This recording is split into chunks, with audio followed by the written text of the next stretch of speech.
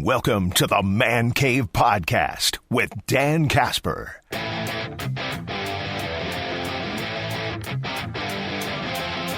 So, what's the latest surrounding one Jaire Alexander?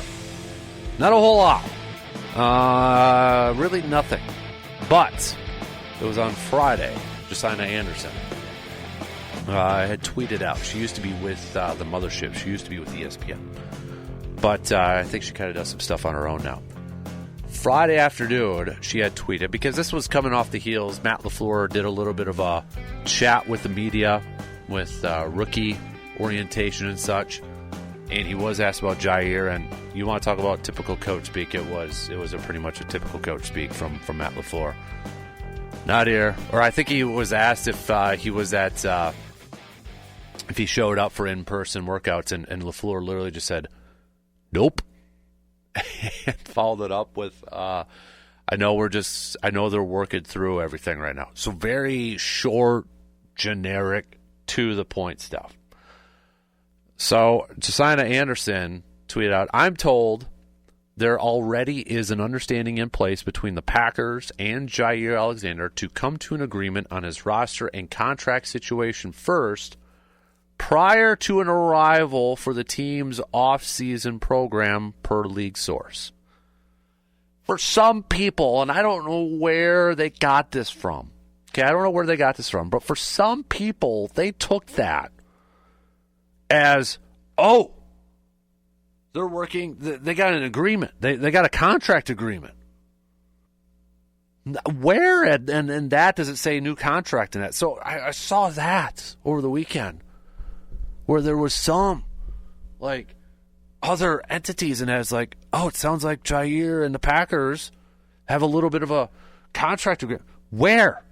At what point? What line? What words in there did it say contract agreement? Now, there's an understanding in place between the two, and I don't think this is a big shocker, because let's paint the picture here. All right, all off season, as soon as the postseason for the Packers was over with, locker room cleanout. Since then, since January? It's been the talk that Jaire's out, that the Packers were going to move on from him. And then as of recently, we heard from Rob Demovsky that, okay, maybe that option of him coming back is back on the table. All options are on the table. So this shouldn't be that big of a surprise to anybody, and it's really not that noteworthy, or newsworthy, I should say, that they're working, or that they have an understanding between the two that, yeah, Jaire's not going to be there in person until, there's an agreement, whether it's on his roster status or his contract situation. That's totally like, oh yeah, that makes sense. He's not going to show up because it's not going to be. If he shows up there, kind of is a little bit of a distraction, right? Because then all the media is going to be there, and they're all going to be asking questions, and they're all not focusing on certain stuff and that, and they're just going to be like, ooh, wow, what's going on, And then you get the whole telephone game and the news and the rumors and all that. So it makes complete sense between the two. Like, hey, let's avoid a little bit of drama. Let's de-escalate the situation a bit. Let's come to an agreement here. Don't show up. They're probably not going to, fine him, or maybe they'll still give him his $700K or whatever it is for a bonus, or half of it, or whatever, until we figure this out. Makes complete sense. But I don't know where a lot of people got from that line, like, dude, where in there does it say there's a contract agreement? I mean, this seems like it's more of a handshake, like, oh, yeah, wink, wink, nudge, nudge sort of thing. So that's what I'm like, okay, yeah, that makes complete sense. He was there for virtual stuff. In person, no. And it's not a surprise. Again, I hope if they can work it out and they could say a little kumbaya between the two parties, I hope Jaire's back, because I think from a talent perspective, from a team perspective, it makes the squad better. It makes the team better. It alleviates some of the concern and perhaps the position group that I've got the most concern about with depth. Jaire back in the fold alleviates that quite a bit. Yes, we don't know how healthy he's going to be. We don't know how, if he's going to be able to play a lot. But if he is willing, if Jaire is willing to come to an agreement on an incentive-heavy contract with the Packers for this year, maybe they could say, all right, you know what? We're going to, crumple up your current thing, rip it up, and this is what we're going to do this year. I'm going to revise it a little bit. Your base salary or your guarantee right now is going to be a little bit lower. However, you play X amount of games, you're going to get a bonus. You play more than X amount of games. You play Y games, you're going to get a bigger bonus. You do this, you're going to get a bonus. You do this, we're going to give you some more cash.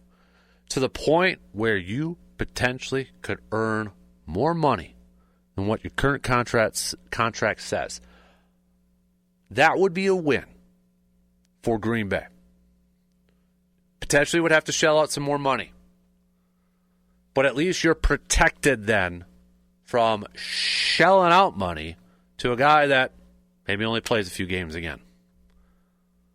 But as always, it takes two to tango. And then at that point, too, it's like, okay, incentives. We know what incentives is. It's the carrot, right? You're dangling that carrot in front of us. It's like, okay, I'm going to do this. If I could do that, I can win. I can get some extra. I could get an extra $1 million here. Because if Jaire balls out and he hits all those incentives, grabs all those carrots, and then he enters free agency next year, dude's going to be in line for a nice payday. Win-win for both parties. So I hope it all works out.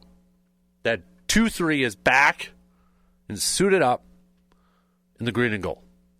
Because I think he makes the team better. And he alleviates perhaps the biggest question mark I still have in terms of depth on this ball club. Speaking of wanting to see back in the green and gold, after the draft, or not even after the draft, it was while the draft was still going on, but after the Packers had selected selected wide receivers in 2 of their first 3 picks, what was kind of the first thought that a lot of you had? Because it was probably the same as what mine was.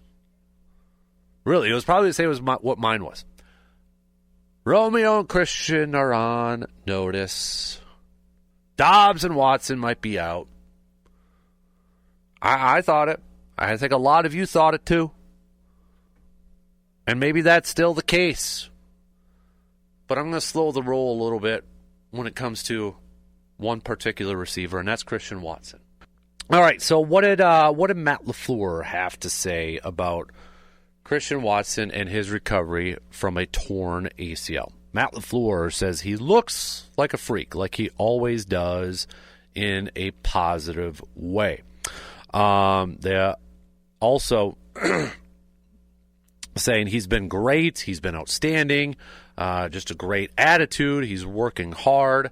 That's really all you can ask of anybody. Christian Watson also talking a little bit with the local media and said that his recovery is going really well, that it's going really great, and obviously it's like everything's awesome, everything's cool, everything's been outstanding and such. Doesn't mean he's going to pull off an Adrian Peterson and, be able to come back in September and that sort of stuff. I still would expect probably setting that line around November and that. So, but after the Packers drafted, 2 wide receivers with Matthew Golden, with Savion Williams, I, like a lot of people, thought my first instincts were to be, okay, yeah, Romeo Dobbs and Christian Watson are on notice. Goodbye. They're out of there. They're long gone. I had it. I had that same thought.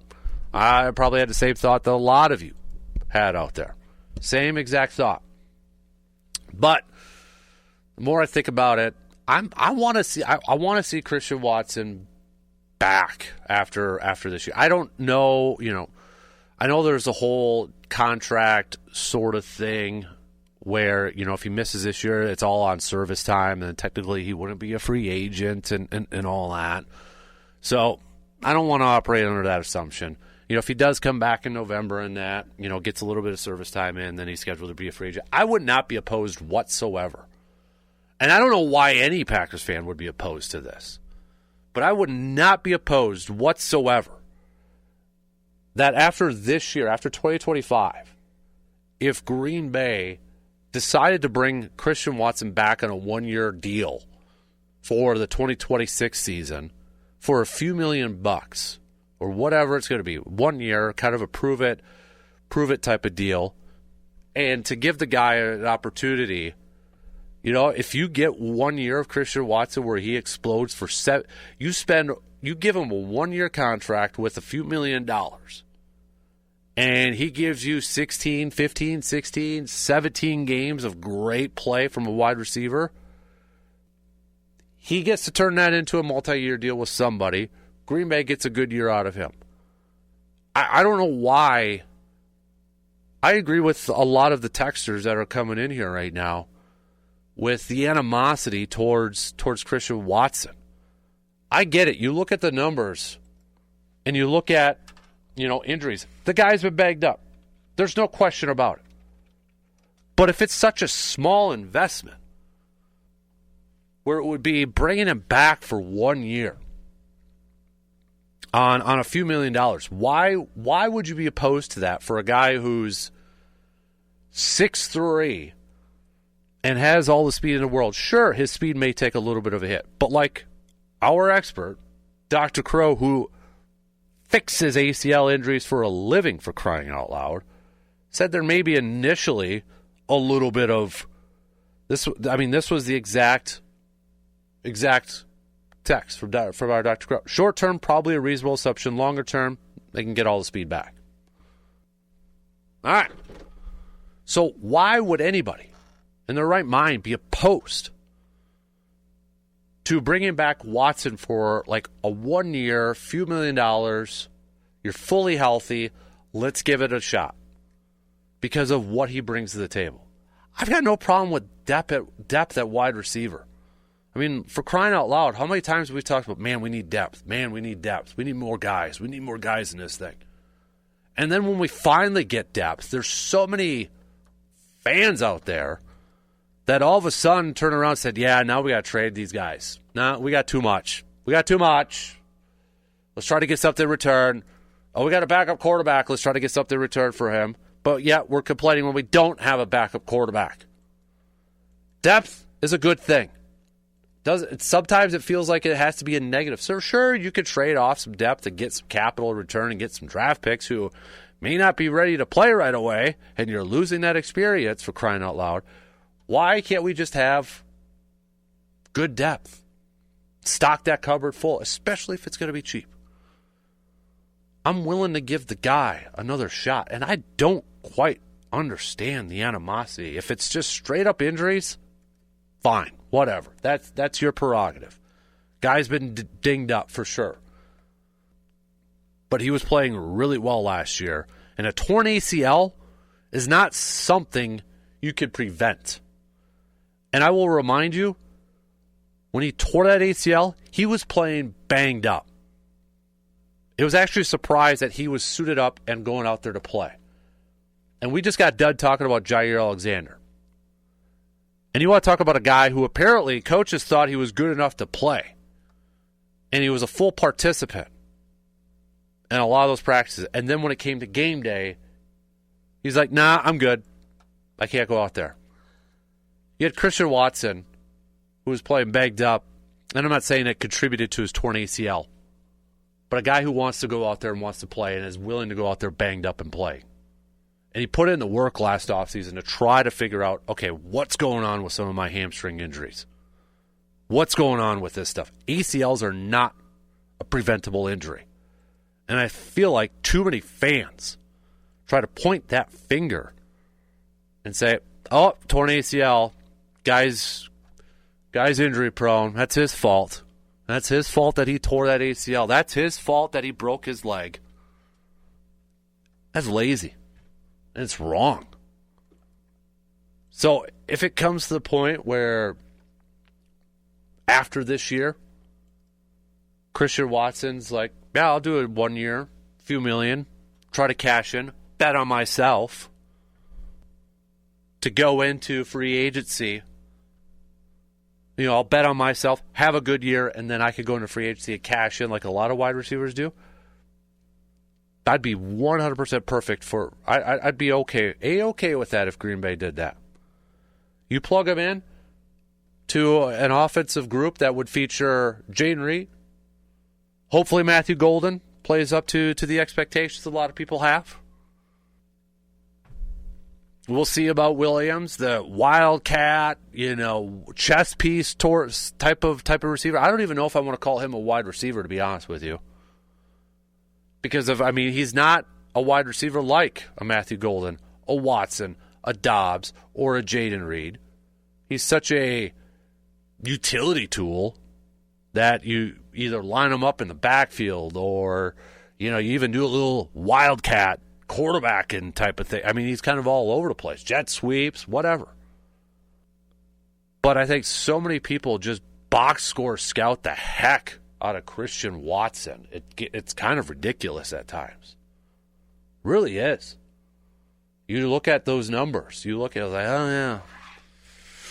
Dude hasn't gone over 1,000 yards. He hasn't been able to do that. Sure, it's not eye-popping numbers like a JJ, like a Justin Jefferson or a Jamar Chase or anything like that. But when he went down last year, when Watson went down with his injury last year, there was a definite fall in the offensive production from this team. Because of his ability to take the top off the defense, because of his ability to be a deep threat, because of the attention that other teams give him, because of his speed, because of his size. They respect him. They respect what he brings. You can question the consistency. He's not an all-pro receiver by any means. Not even close. Hopefully, maybe one day he'll get there. You could question the consistency. You could question the drops in his early part of his career. That is right there for the taking. It's right for the taking. But if you're telling me that I would have an opportunity to bring back Christian Watson, maybe on a 1-year deal after this year, and try to get a career year out of him before he goes into free agency, I'll take that. I'll pair that up with the current receiver group. I'd take that over Romeo Doubs. If I had to pick between Romeo Doubs and Christian Watson, I'm taking Christian Watson. And twice on Sunday. That's not a knock on Romeo Doubs, but if I had to pick between these two guys, I'd take Watson. You could factor in the concussions with Romeo Doubs. I think that's fair. I don't know what went on last year where he ghosted the team and ended up getting suspended. That was kind of weird. We never really found out the whole story, and probably will never find out the full story in that. But I'd take Christian Watson over Romeo Doubs because I think all things equal, he gives you a little bit more. And again, what's wrong with depth? Why do we always have this negative attachment to depth at times? Especially like last year was just mind-boggling when we were in the season. And Malik Willis was playing well. And then it turned into, let's trade him. Let's trade him for a draft pick. Why do we got to trade him in season for a draft pick? Why do we got to trade him after the season for a draft pick? Why can't we have a serviceable backup quarterback on our roster? I'd rather have Malik Willis for another year who's still on his rookie deal instead of trading him for, a 5th rounder? And then you're asking a rookie to be a backup because that worked out well the last couple years. Or then you're investing money into maybe a higher-priced veteran option out there. Why? I understand. It's like, okay, we got him low. We invested low. Let's sell high.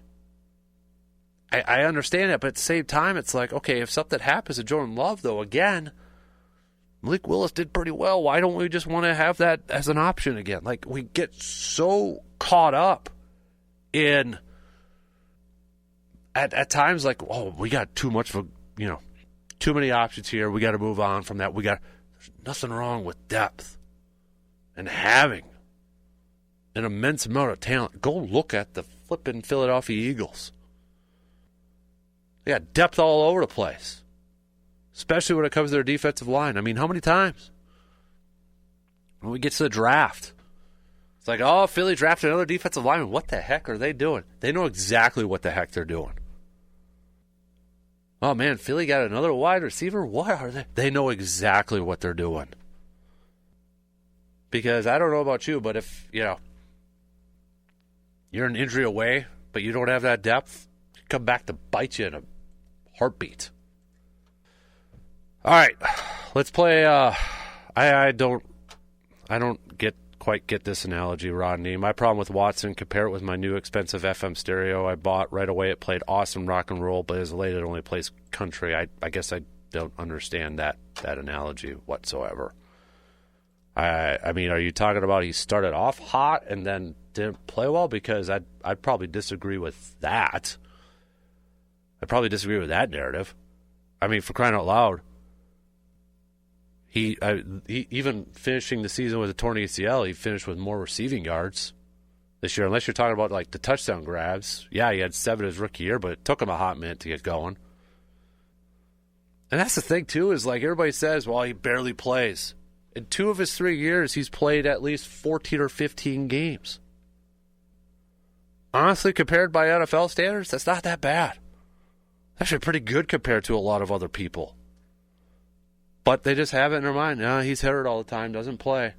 He's played 3 years in the league, and 2 out of the 3 years he's had at least 14 games. Means he's only missed a couple. And considering how some of this stuff goes in this league, probably take that any day too.